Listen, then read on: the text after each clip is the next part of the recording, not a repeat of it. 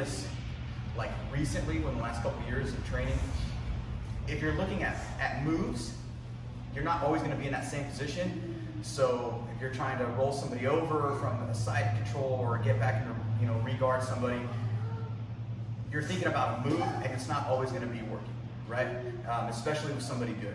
But if you think about a principle, in any situation, side control, mount, guard, you're going to be able to see how it works, and then your brain's going to work a little bit differently.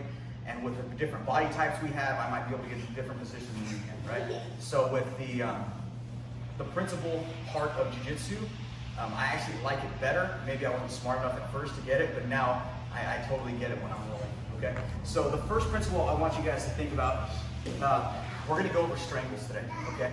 And with this strangle, we have to make sure that we're doing a triangle on the person's neck, right? Whether there's an arm included or not, and I'll go over a few different situations. But we'll start maybe with the rear naked choke. We'll go to a Doris arm triangle, just so you guys can see, okay? So what I need to do is I need to block the carotid arteries with a part of my body, and then I also have to build a shelf to stop that escape or to stop them from making room, okay?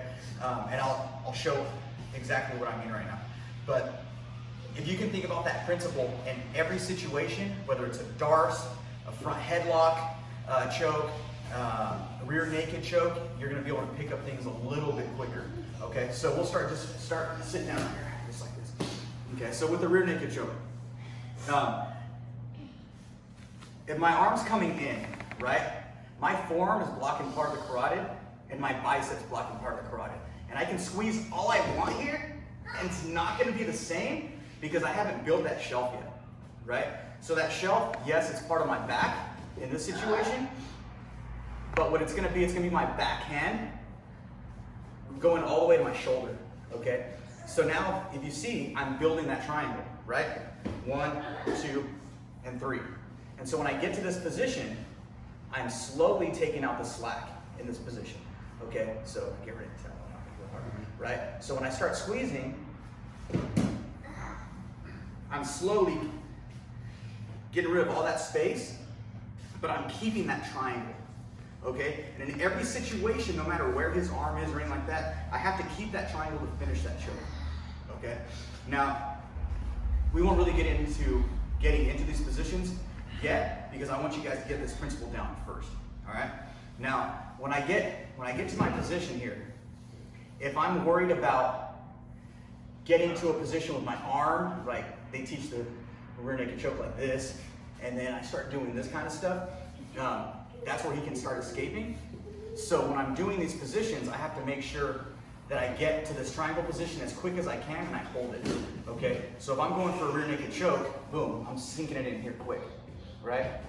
Now, another principle that I go by, I actually heard in the UFC Damian Maia say this, he never chokes 100% in anything that he does, okay? And what he does is he'll get the position and now he's holding it tight, okay? So there's no room for escape.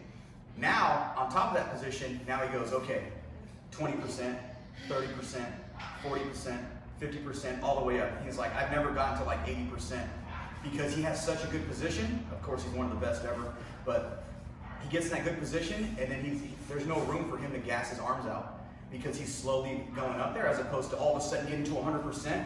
Somebody has a little bit of an angle or really good defense, and now like you gas your arms out and now you're gonna lose that fight, okay?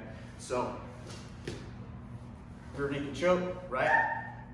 Bicep, tricep, sit down. Right? Your bicep on one side of the carotid, the forearm on the other. I'm getting to this position, and then building that triangle to get that choke, okay? Let's get into another position, right? So put your head, face a little bit back up. There we go. So arm triangle, okay? I'm on the side.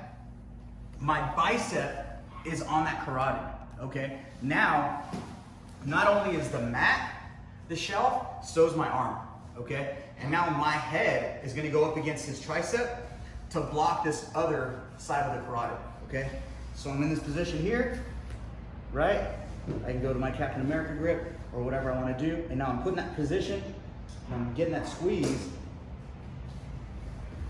just by building that triangle, okay? It's the exact same thing. It doesn't change the choke or anything like that, okay? Now, we'll go into another position like the darts.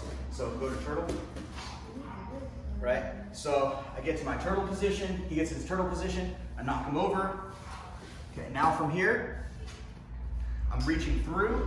My body, right, is now doing that, blocking that carotid right here, okay? My arm is coming under and my bicep is stopping that carotid, okay? Now the shelf is my forearm. See how nothing really changed? Now from here, when I wrap this up, I have that position, okay? So in all these positions that we're doing, think about getting that triangle around the neck to finish the strangle, okay? A lot of times people are just like rushing and they got a weird angle. Cut off the carotids, build that shelf, and then slowly squeeze, okay? So let's get in that position right, know those positions, and we'll slowly start working on it, okay?